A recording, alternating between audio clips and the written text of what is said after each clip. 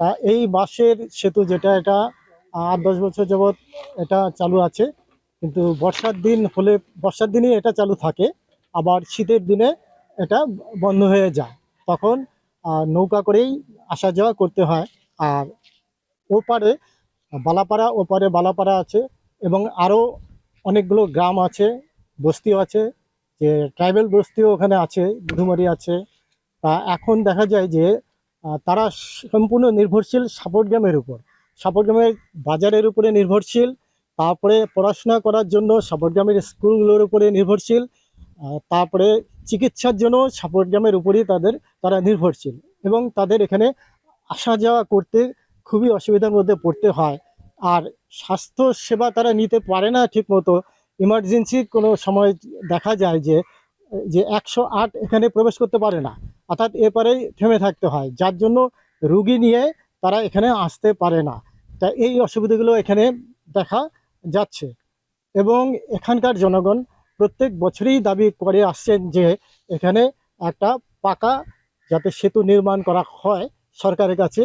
এবং ইলেকশন যখন আসে, যখন নির্বাচন যখনই সামনে চলে আসে, তখন বলা হয় যে এটা করে দেবো আর কি, পাকা করে দেব। কিন্তু দেখা যায় নির্বাচন চলে গেলে তারপরে আর এদিকে তারা তাকিয়েও দেখে না। আবার নির্বাচন আসলে পরে আবার একই কথা বলবে, এভাবেই চলে আসছে। এ নিয়ে জনগণের মধ্যে ক্ষোভ আছে। কারণ দেখা যায় যে এই যুগে, এই ডিজিটাল যুগে, এখানে যেখানে প্রত্যেক জায়গায় উন্নয়নের কথা বলা হচ্ছে, ঢাকঢোল পিটিয়ে বলা হচ্ছে, সুতরাং সাপড়গ্রামের কিন্তু খালি এই কাঠের এই বাঁশের সেতু এই একটা নয়, এখানে দেখা যায় পরপর কিন্তু কয়েকটা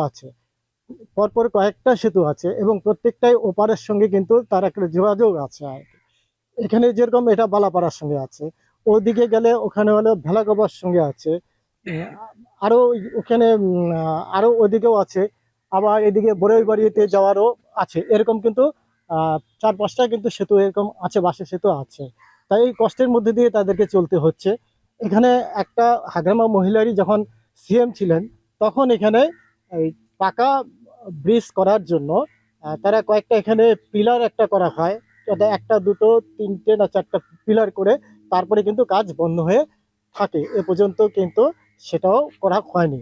ওই ব্রিজটা করা হলে গাড়িও চলতে পারবে, মানুষজনও চলতে পারে, সবকিছুই চলতে পারবে, সবকিছু সমাধান হয়ে যায়। সুতরাং সরকারের কাছে অনুরোধ, যাতে বিশেষভাবে বিটিসি সরকারের কাছে অনুরোধ, যে তাদেরই হাতে এটা শিলান্যাস করা হয়েছে, তারা যেন জনগণের দাবি মেনে এখানে পাকা ব্রিজটা করে। যিকোনো খবৰৰ বাবে যোগাযোগ কৰক 7099017330 লগতে 7099017110 নম্বৰত।